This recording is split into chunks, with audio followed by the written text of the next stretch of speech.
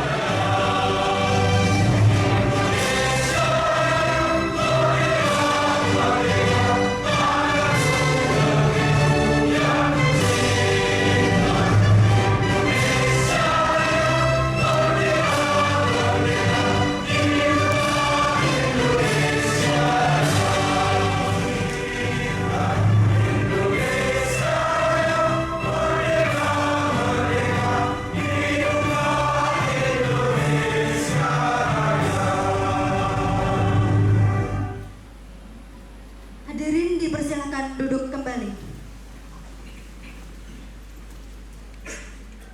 Berdoa selesai. Pembacaan pernyataan sikap dukung Pilkada Damai yang akan dibacakan oleh Bapak Agus Setian dan ditirkan oleh seluruh peserta. Kami aktivis Ormas di Kota Semarang menyatakan bahwa satu, taat, setia dan berkomitmen untuk menjaga keutuhan negara, Kesatuan Republik Indonesia, Pancasila, UUD 1945, serta kehidupan yang berbhinneka tunggal ika. Dua, mengajak seluruh elemen masyarakat Kota Semarang untuk selalu menjaga ketentraman, kedamaian, dan tiga, mendukung penyelenggara pemilu untuk menjalankan tugas-tugasnya sesuai dengan ketentuan, dengan menjunjung tinggi independensi dan integritas. Empat, menolak segala bentuk politik uang dalam Pilkada 2024. Demikian pernyataan sikap ini dibuat dengan sebenar-benarnya. Semoga Allah Tuhan Yang Maha Esa melindungi seluruh masyarakat Kota Semarang, Jawa Tengah dan Indonesia. Forum Komunikasi Ormas Semarang Bersatu, Kota Semarang. Hadirin dipersilakan duduk kembali. Laporan penyelenggara. Assalamualaikum warahmatullahi wabarakatuh. Waalaikumsalam warahmatullahi wabarakatuh. Selamat pagi dan salam sejahtera untuk kita semuanya. Selamat pagi. Luar biasa. Selamat pagi. Luar biasa. Luar biasa untuk kita semuanya. Mari kita berikan semangat untuk kita semuanya. Yang kami hormati Bapak Joko Suhartono SSDP MSI selaku PLT Kepala Badan Kesbangpol Kota Semarang. Yang kami hormati Bapak Hendri Cassandra Gultom selaku Komisioner Komisi Pemilihan Umum Kota Semarang. Yang kami hormati Ibu Maria Goreti Jutari Risma Hanjayani SHMH selaku Komisioner Badan Pengawas Pemilu Kota Semarang. Yang kami hormati Bapak Suyanto SHMH selaku Akademisi Universitas 17 Agustus Semarang. Yang kami hormati Bapak Ketua KSB Kota Semarang beserta seluruh jajarannya, serta yang kami cintai dan kami banggakan, rekan-rekan anggota organisasi masyarakat yang hadir pada hari ini, yaitu dari Bankom Kota Semarang, Lintang, Sosdes Taruna, sedulur Warok Ponorogo, dan PPDI, serta Bapak Ibu tamu undangan yang berbahagia. Pertama-tama marilah kita panjatkan puji syukur kehadirat Allah Subhanahu wa Ta'ala karena berkat rahmat dan karunia-Nya pada pagi hari ini kita dapat berkumpul bersama dalam acara diskusi panel kali ini. Kami ucapkan selamat datang kepada seluruh narasumber dan rekan-rekan anggota organisasi masyarakat dalam acara diskusi kali ini yang mengusung tema peran strategis dan komitmen organisasi kemasyarakatan dalam menyukseskan Pilkada serentak tahun 2024. Kami juga sangat berterima kasih pada Kesbangpol Kota Semarang yang memfasilitasi acara yang sangat bermanfaat bagi kami ini. Kami harap acara ini dapat bermanfaat bagi kita semuanya dan tentunya dapat kita terapkan dan sebarkan kepada seluruh anggota masyarakat agar tercipta Pilkada serentak tahun 2024 ini yang aman, damai, dan tentram. Bapak Ibu yang kami hormati, peserta kali ini adalah sekitar 100 orang lebih ya, dari organisasi masyarakat yang tadi kami sebutkan, yaitu dari Bankom Kota Semarang, Lintang, Sosdes Taruna, sedulur Warok Ponorogo, PPDI, yang tentunya kami harapkan kita bisa sebarkan baik kepada anggota kita secara internal maupun juga kepada seluruh elemen masyarakat seperti yang sudah kita deklarasikan tadi ya, dengan tujuan bahwa Pilkada di Kota Semarang khususnya ini bisa berjalan dengan aman, tertib ya, dan lancar sampai dengan rangkaian acara keseluruhan selesai. Hadirin yang berbahagia, akhirnya pada kesempatan ini kami selaku tuan rumah mengucapkan selamat mengikuti acara diskusi pada hari ini dengan harapan semoga dapat berjalan dengan lancar sampai dengan akhir acara, dan seperti kata pepatah, tak ada gading yang tak retak, maka kami selaku tuan rumah mohon maaf yang sebesar-besarnya apabila dalam penyelenggaraan ini terdapat hal-hal yang kurang berkenan di hati Bapak Ibu sekalian. Hari kata kami ucapkan terima kasih atas kehadiran dan partisipasinya dari Bapak Ibu sekalian. Bila taufiq wal hidayah. Assalamualaikum warahmatullahi wabarakatuh. Waalaikumsalam warahmatullahi wabarakatuh.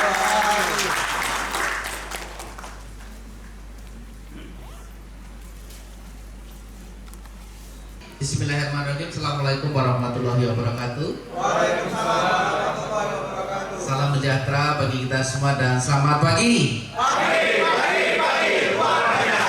Yang di belakang belum dengar suaranya. Selamat pagi. Terima kasih.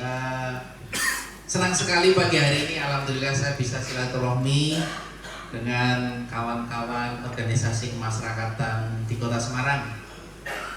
Yang kami hormati yang pertama Komisioner Bawaslu Bu Maria Mapusunawipun.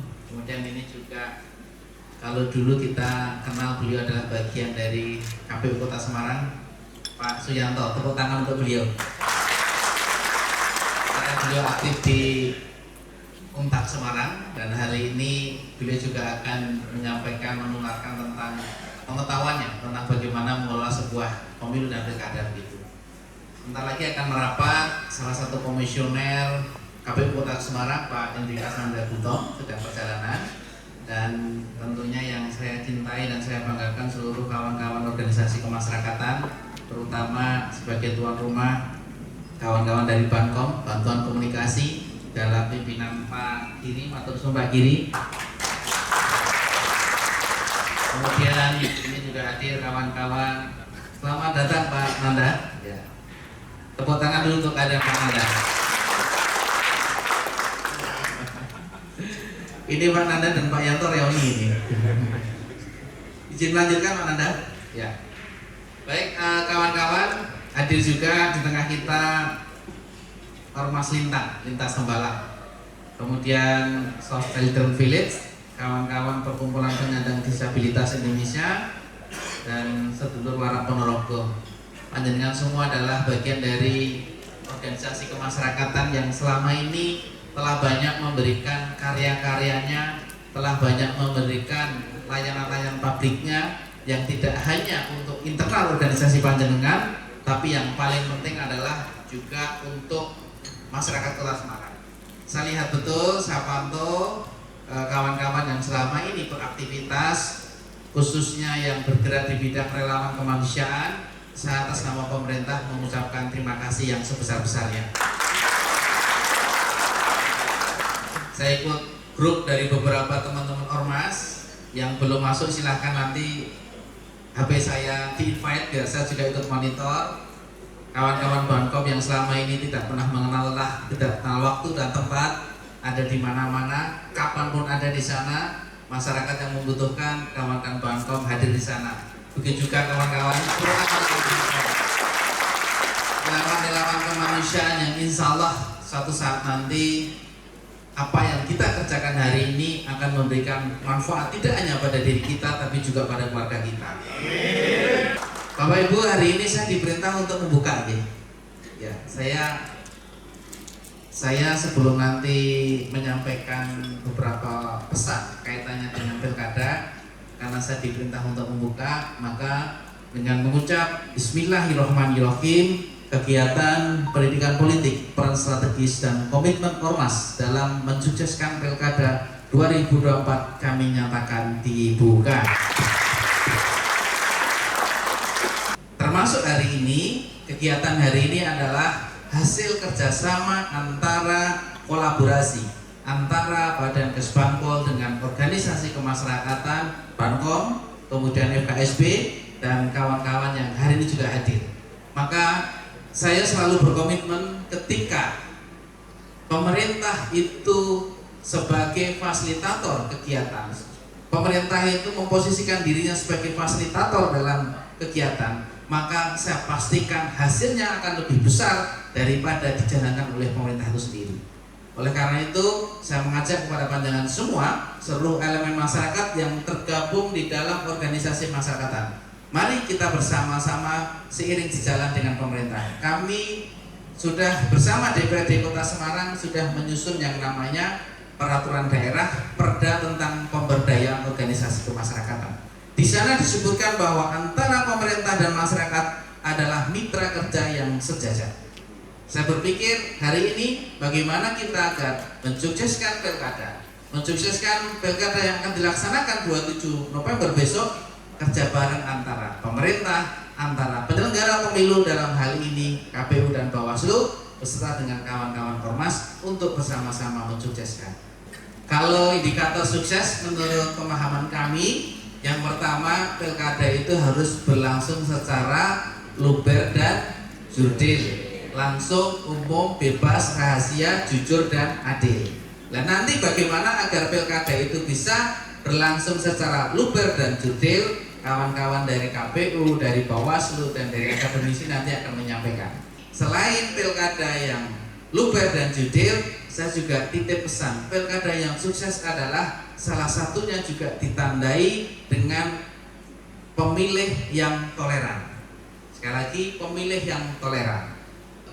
Tapi ternyata dalam kehidupan berpolitik pun kita juga harus memiliki rasa toleransi. Dalam kehidupan berpolitik pun kita juga harus mampu bersabar dan menahan diri terhadap perbedaan antara kelompok yang satu dan kelompok yang lain yang berbeda. Kita harus mampu bersabar dan menahan diri. Kita boleh mengatakan pilihan kita yang paling baik, calon kita yang paling baik, tetapi kita tidak boleh mengatakan calon orang lain jelek. Kalau kemudian kita mempunyai pilihan, kita mempunyai pandangan politik terhadap calon yang akan kita pilih, kita boleh mengatakan calon yang akan kita pilih yang terbaik, tapi tidak boleh mengatakan calon orang lain adalah jelek. Ingat, kita masih punya namanya adab dan etika yang di atas aturan.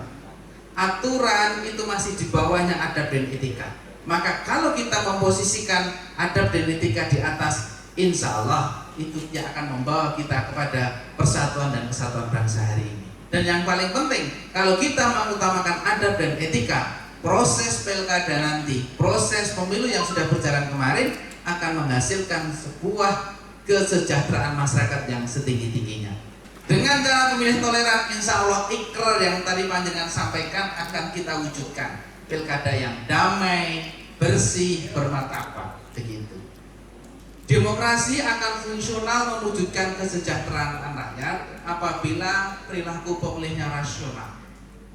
Maka salah satu cara untuk mewujudkan kita menjadi negara maju adalah mari tanamkan nilai-nilai kejujuran, nilai-nilai integritas, nilai-nilai rasional kepada anak-anak kita yang hari ini insya Allah besok akan membawa Indonesia menjadi negara maju. Tapi seluruh masyarakat kita harus sadar bahwa pemilu pilkada yang hari ini kita jalankan tujuan akhirnya adalah kesejahteraan rakyat yang setinggi-tingginya. Ingin tercapai kesejahteraan rakyat yang setinggi-tingginya, maka jadilah pemilih yang cerdas, rasional, dan toleran. Begitu pesan saya Bapak Ibu, dan selanjutnya nanti mohon berkenan Pak Nanda dari KPU, Bu Maria dari Bawaslu, dan Pak Yanto dari akademisi UNTAD yang nanti akan mencerdaskan kita tentang bagaimana proses pemilu yang proses pilkada yang luber dan jurdil, tapi yang paling penting Pak Nanda, Pak Yanto, dan Bu Maria nanti bagaimana agar pilkada yang akan berlangsung ini goal akhirnya, tujuan akhirnya adalah tercapainya kesejahteraan masyarakat yang setinggi-tingginya. Begitu, terima kasih, kurang lebih mohon maaf. Akhirul kalam, wassalamualaikum warahmatullahi wabarakatuh. Wabarakatuh. Berdiri sebentar ya.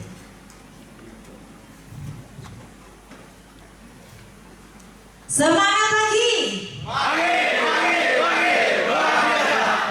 Bekon Polrestabes Semarang. Oke, luar biasa. Di kesempatan ini alhamdulillah Ormas Kota Semarang mendapatkan prioritas pertama. Hadir di tengah-tengah kita ada 3 narasumber yang nanti akan membersamai kita pada pagi sampai dengan siang nanti. Mari kita kasih aplaus tepuk tangan untuk Bapak Suyanto Asana untuk pemateri pertama. 30 menit Bapak, monggo silakan. Warahmatullahi wabarakatuh. Selamat siang untuk kita semuanya.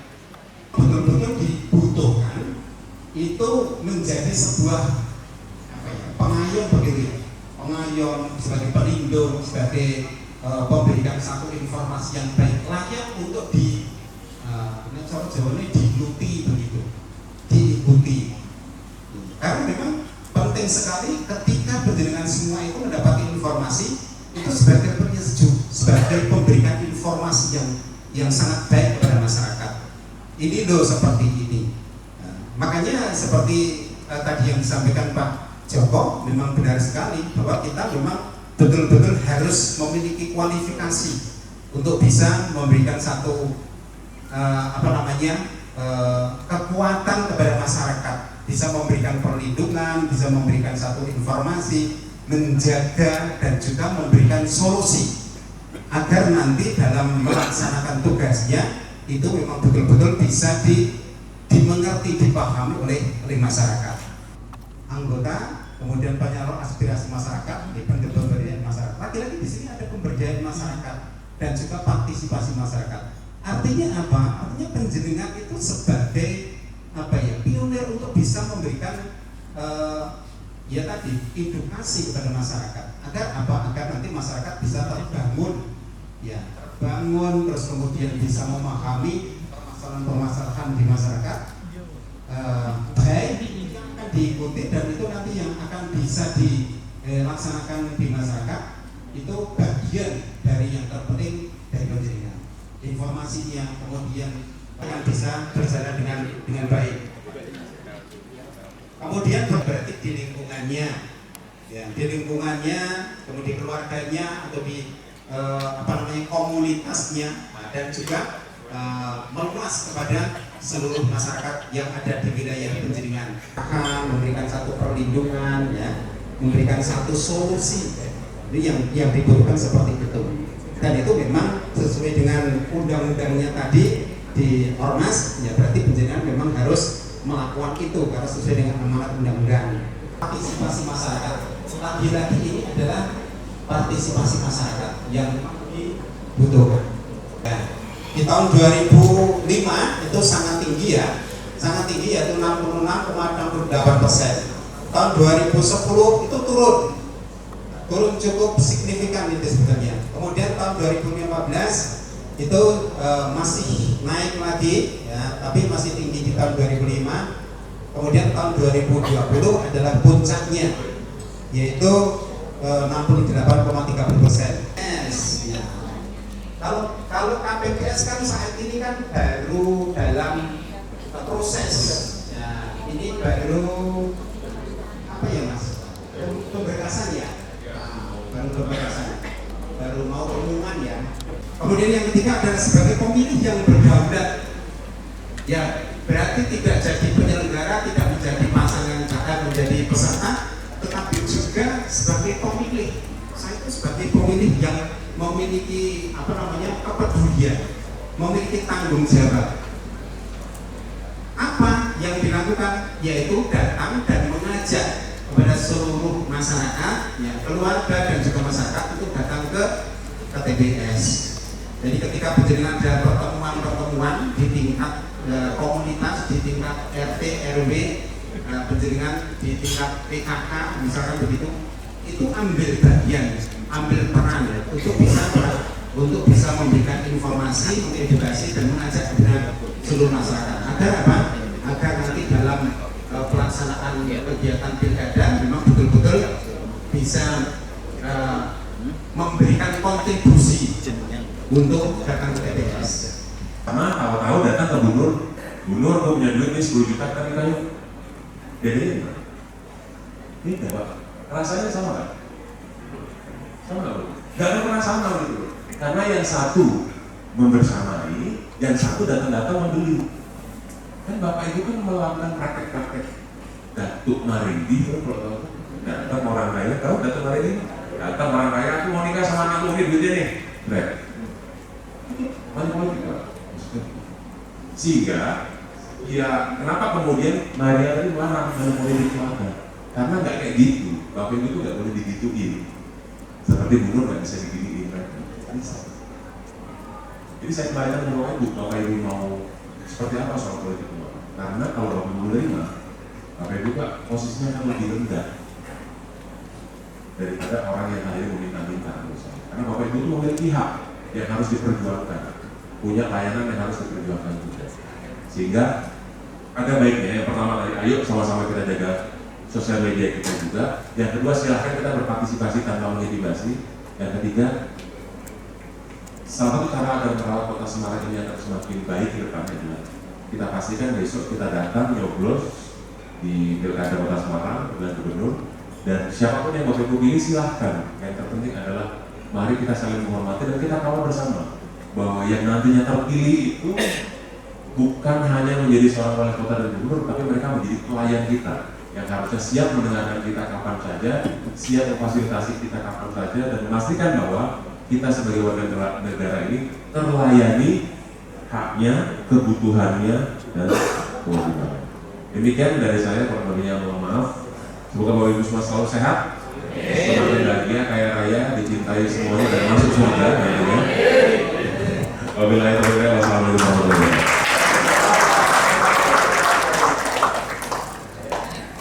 Jadi terima kasih sekali lagi, tepuk tangan yang meriah untuk narasumber yang welcome.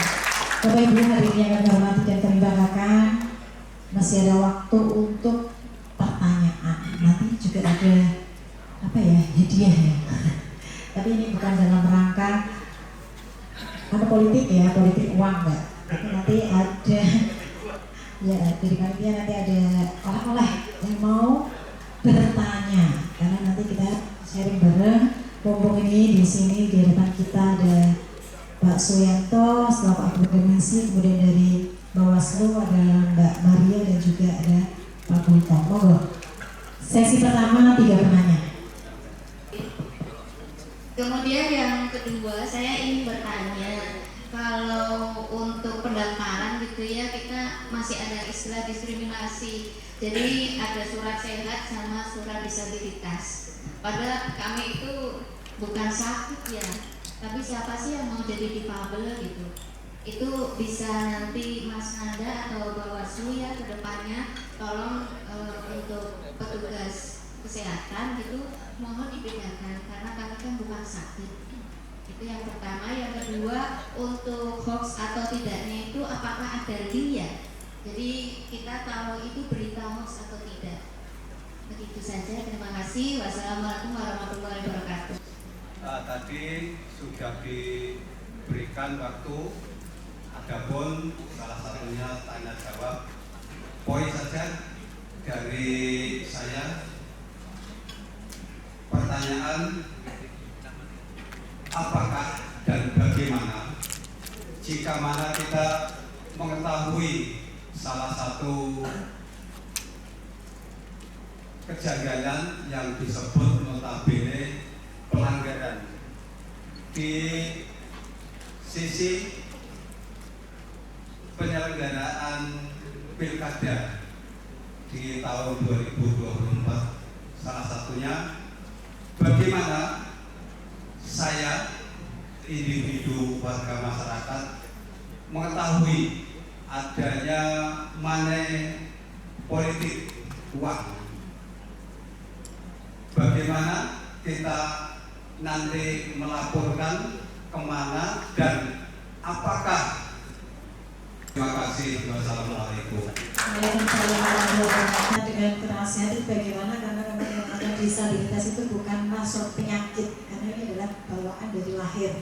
Seperti itu. Kemudian yang kedua, adakah link ya, kita mengetahui apakah itu berita hoax atau tidak.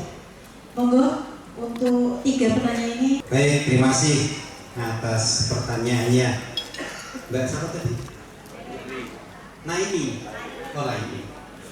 Tapi setiap kali pilkada selalu kita undang ya, selalu kita undang. Artinya selalu diberikan satu fasilitas untuk sebagai penyelenggara ya, baik di KPU, PPK, PPS maupun di KPPS begitu ya. Ya, sesuai dengan undang-undang sebetulnya tidak ada satu larangan. Ya, undang-undangnya menyatakan bahwa yang disabilitas itu boleh mendaftar, ya boleh. Kalau itu alasannya tentang kesehatan itu maksudnya kesehatan di pas periksa begitu. Oh, kalau pas periksa itu kan yang diperiksa bukan masalah fisiknya ya, tetapi kan masalah kondisi tubuhnya. Kan ada tekanan darah, terus kemudian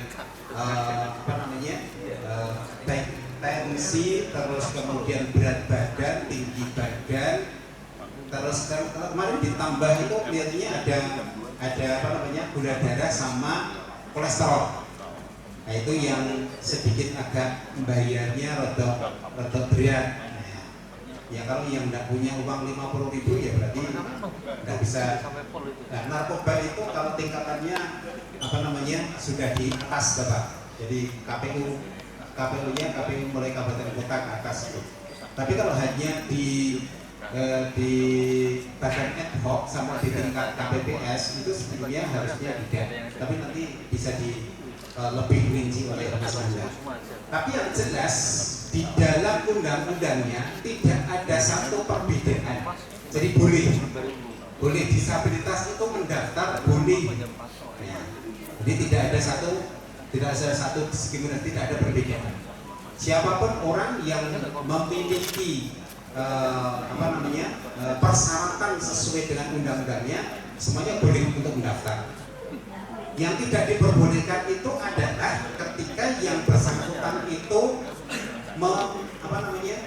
menjadi anggota partai politik. Bukan sesuai di regulasi. Kalau orang yang tergabung di dalam partai politik itu tidak diperkenankan untuk mendaftar, harus sudah berhenti 5 tahun sebelumnya, artinya sudah free 5 tahun begitu, dan itu harus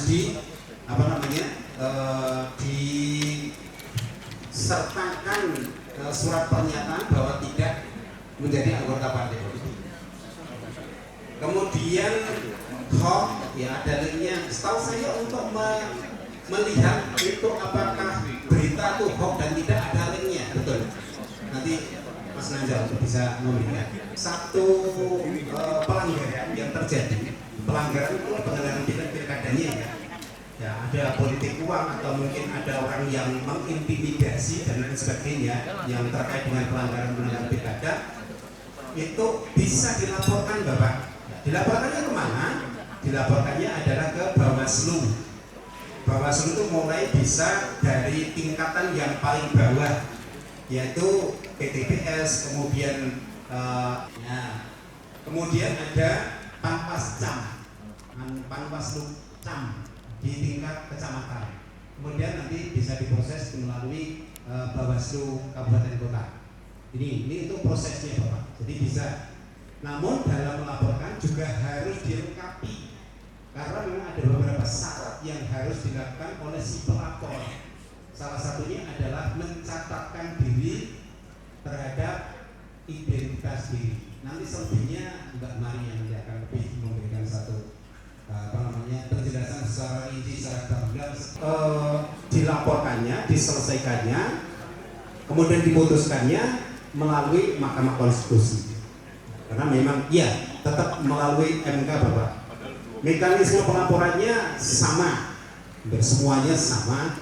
Kemudian alat bukti yang harus dilampirkan juga sama. Waktunya, waktu yang lebih tepat nanti biar Mas Nanda untuk bisa memberikan satu penjelasan secara panjang lebar. Sampai nanti diputuskan, keputusan dari MK itu seperti apa. Itulah yang nanti akan dipakai dan akan ditindaklanjuti oleh masing-masing KPU, kabupaten, kota, sama provinsi. Ini yang menjadikan satu landasannya seperti itu. Jadi siapa yang nanti mendapatkan keputusan yang terbaik, itulah yang nanti akan ditindaklanjuti oleh KPU. Diterbitkan sebuah keputusan atau surat keputusan, kemudian nanti dilaporkan dan nanti akan disampaikan kepada KPU RI. Itu mekanisme seperti itu. Baik, terima kasih Bu Moderator, Bu Maria dan Pak Yanto sudah banyak menyampaikan.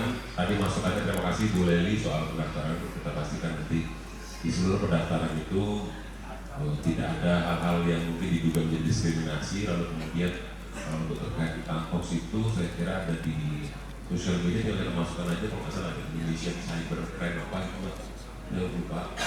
Itu kita nanti bisa cek apakah berita itu maksudnya hoax atau kemudian maksudnya phishing, itu link penipuan dan lain sebagainya. Itu kalau nggak salah. Kalau berhubungan dengan terkait lalu kemudian terkait Pak Gigi, jadi sebetulnya harusnya itu kalau tidak ada masalah apa-apa itu tanggal 1 Januari itu kan dijadwalkan ada Pak Ikan gitu ya, kepala daerah. Tetapi karena kita ini negara berbangsa dan bernegara, jadi kita itu baru akan melaksanakan pelantikan oleh negara apabila ada pihak-pihak yang merasa misalnya ketika pilkada kemarin itu curang, diduga begitu ya, diduga. Kita selalu menggunakan kata-kata diduga karena memang kita kan harus pada prinsip praduga tak bersalah. Jadi misalnya ada dugaan-dugaan apapun itu akan dibuktikan semuanya, baik nanti itu kalau berhubungan dengan proses itu di Bawaslu, kalau berhubungan dengan hasil itu nanti akan di Mahkamah Konstitusi. Saya kira begitu sih Pak. Nah yang bisa menjadi bagian atau peran dari kita apabila kita menemukan itu silakan dilaporkan aja Pak. Silakan dilaporkan, partisipasi aja, gak usah khawatir, gak usah takut. Begini, di Bawaslu itu kan ada laporan dan ada temuan Pak. Kalau misalnya pun akhirnya Bapak itu nggak mau menjadi bagian dari pelapor, itu bisa jadi informasi awal yang nantinya akan ditindaklanjuti oleh Bawaslu melalui mekanisme yang diatur di Bawaslu 8 tahun 2020. Betul Ibu? Betul ya. Saya kira demikian yang bisa saya sampaikan dan saya hanya mengingatkan Bu Moderator sudah jam 12:05. Perlu kami sampaikan bahwasanya pemilih cerdas, pilih pemimpin yang berkualitas, tentukan pilihanmu sekarang juga. Satu suara menentukan masa depan Indonesia. Generasi keren adalah generasi yang tidak golput. Suara berharga, 5 menit untuk 5 tahun. Suara kita adalah bukti cinta